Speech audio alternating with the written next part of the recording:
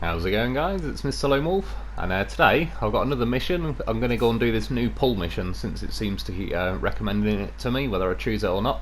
So yeah, I'm going to come down the left-hand side of the map for this one. I've got to go basically to kind of the left-hand side of that lake where you grab the plane from, and then go back up a little bit and kind of get into the middle. It's a little bit tricky to get down there, but nothing too special. I'm going to give it a go with this Derry Longhorn 4520.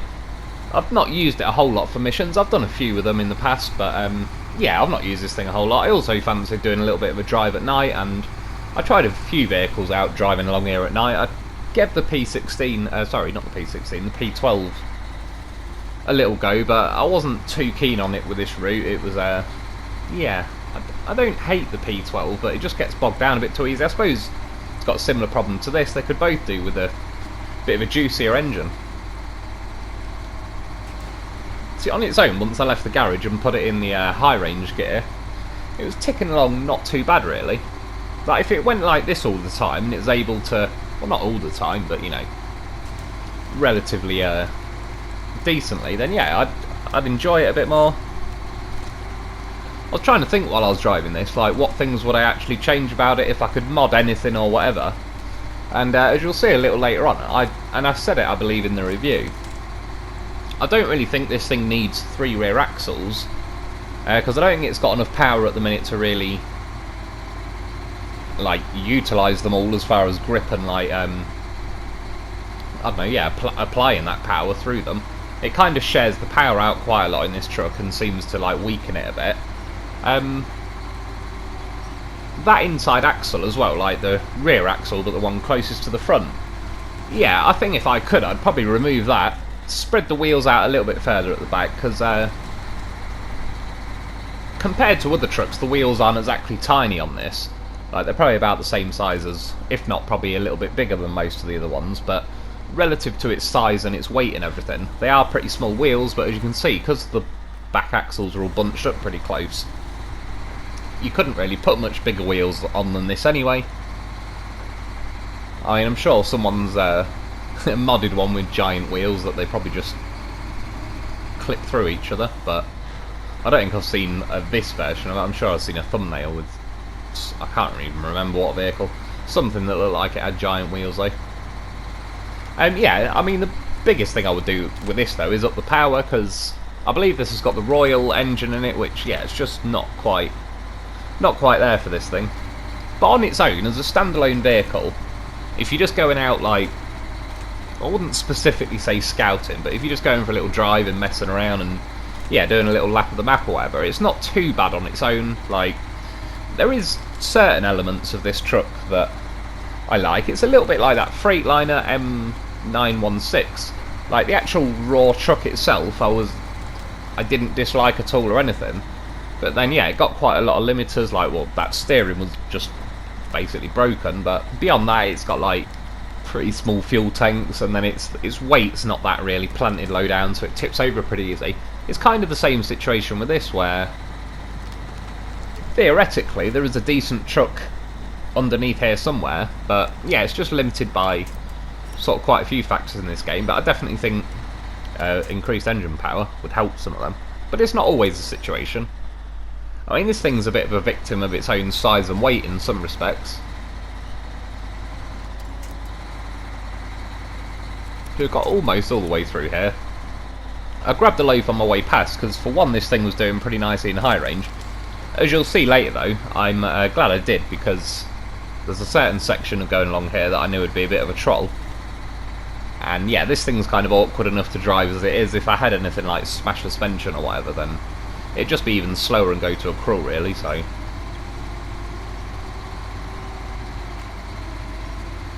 So sections like this though, once you get it into high gear, it's yeah, it's got a nice little pace to it. It's not too bad.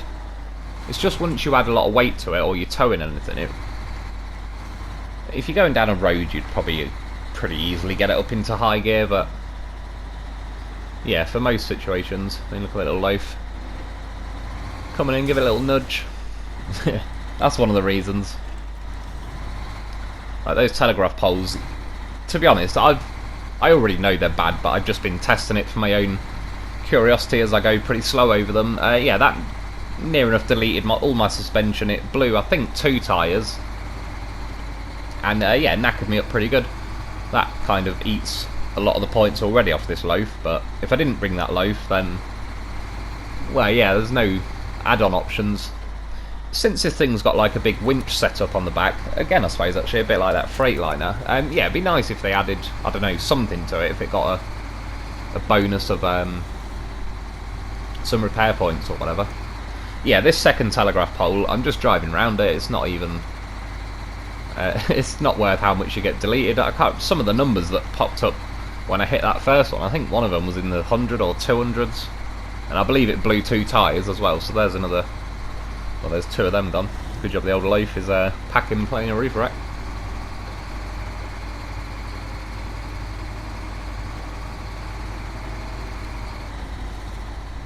Like I said, I did this one at night, but it was about 3ish in the morning or whatever on the game by the time I started, because I didn't want to do it all at like night. I just thought I'd kind of do it as, yeah, transitions from night to the morning. This map is a good looking map though, at night or in the day really.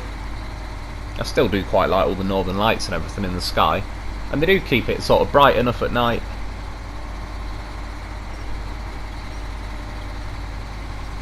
Well, I don't know what other people's sort of views on it are, but for anyone who remembers MudRunner, that got pretty dark at night, and I quite like how this, or a lot of these maps, they're obviously nighttime and everything, but there's still enough light there to where you're not just absolutely, yeah, driving blind, like you can't really see much of what's going on. It's nice to be able to, yeah, see the maps and everything. Like I said, they've done a pretty good job with the old scenery on this, so that's one thing they did nail pretty well. Again, we're back at that section where I didn't want to bring the plane from Star in the Sky back this way. Like I said, this is like the 2 main channels really down the map.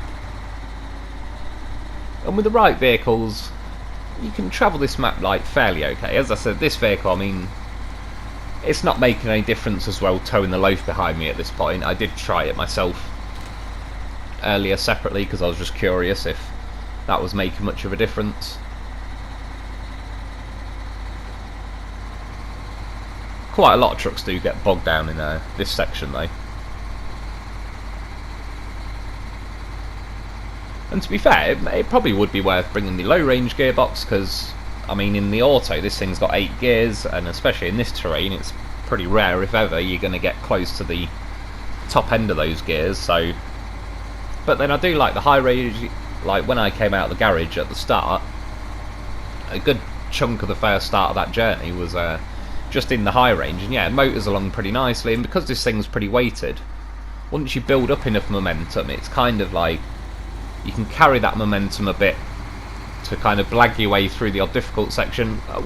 A truck that does that a lot better than this is the Western Star Twin Steer. That thing used to just, you build so much momentum that you'd kind of, yeah, smash your way through the awkward sections, and that's what I prefer with the high range gear on this.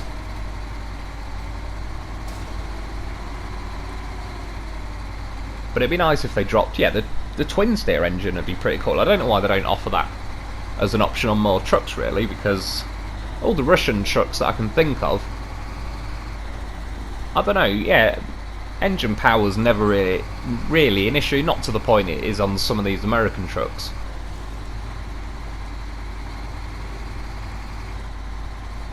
And yeah, the twin steer engine would be pretty cool in this, I think.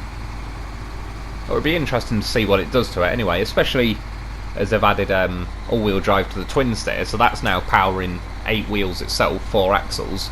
This thing's got, I mean, different layout, but same results really. So it, yeah, it should match it pretty well if the twin steer feels great now. It's got that all-wheel drive. To be honest, I nearly brought the twin steer to do this mission.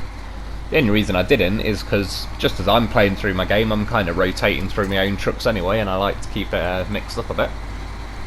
And thankfully, I keep hearing it, and I've seen it written on a few videos. I've not watched the videos, but apparently mods for console is supposed to be arriving with like the next phase of DLC or whatever they're calling it. So I don't know how long until that DLC is actually going to drop. They never seem to really give a solid answer until it's pretty close to the time anyway, but That's good news at least, because there'll be shed loads more to do on this game. Like once, especially, yeah, if I've got mods, I don't know how many trucks and whatever people have added, but I'm sure there's hundreds, if not thousands, between all the different setups of trucks we've already got as well. So yeah, it'll keep the game a hell of a lot more varied, really.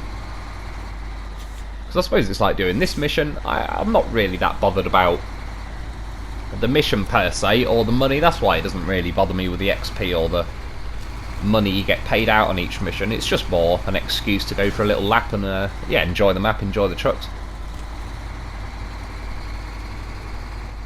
I don't know how my suspension is still hanging on. It must have like one piece of health left, but fair play, it got me by.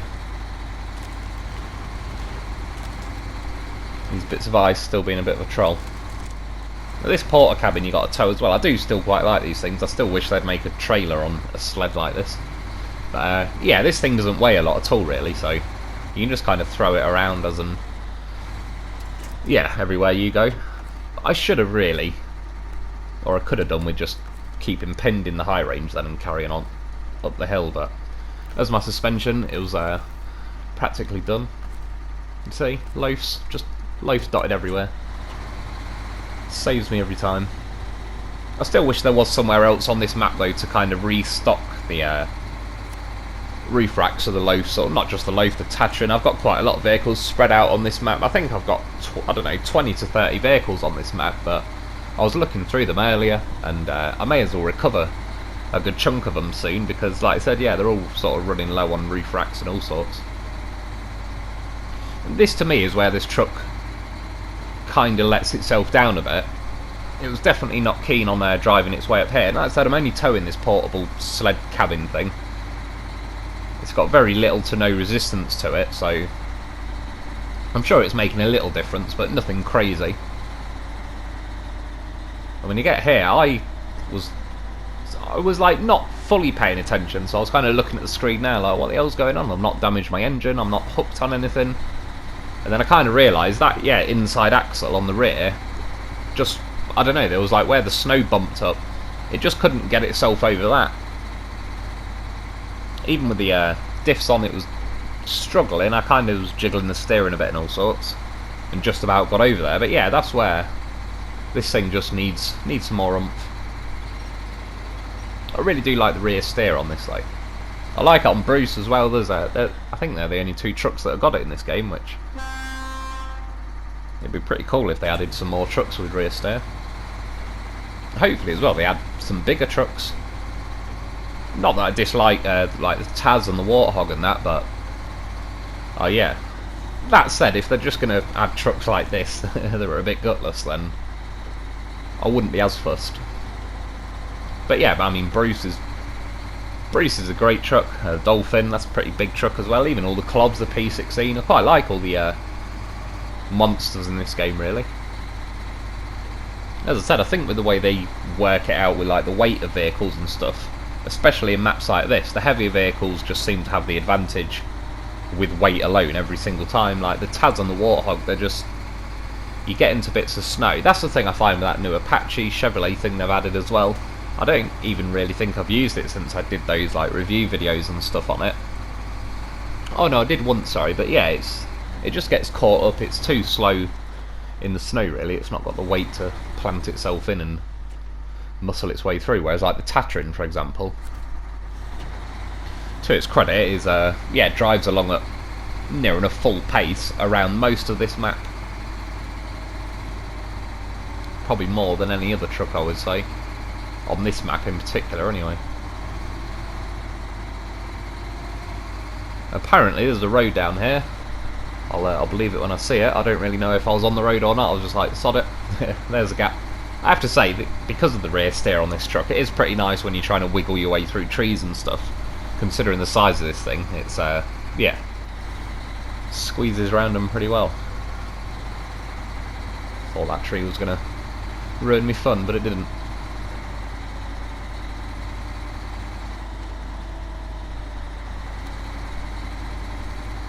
It's not the end of the world, but it'd be nice if this thing had diffs permanently on as well. That's one of the things really, because it's got a lot of axles, there's a lot of places for it to bleed power, especially when the diffs aren't on, because obviously then it'll just like, the power will find the path of least resistance, and yeah, just bleeds power where it's least needed, really. So up to now, I thought things were going well. I was eyeballing the potential jump. If there was a little jump so I could get some air or whatever, I'd consider it. But yeah, I've learned the hard way that jumping across those little icy gaps don't often go very well.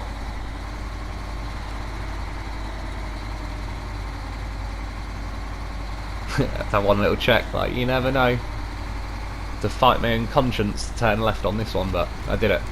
And yeah, as I'm coming up to here, I already seen it on the map that it was a bit of a tight squeeze. That's what she said, going round to the right. I was too kind of lazy and stubborn to go to the left, if I'm honest. Looking now, I probably could have tried ramping up over that rock, sort of just to my left, but yeah, I wanted to see if I could make the gap. Possibly would have been better if I'd just kept my speed going through there. I was going so slow it kind of had time to pull me over. And as you can see, just unluckiness with the saving menu thing appears on the right just as I tip, so there's no chance to close the game, reload it and get 30 seconds back. So of course I had to send in the Tatrin and the loaf.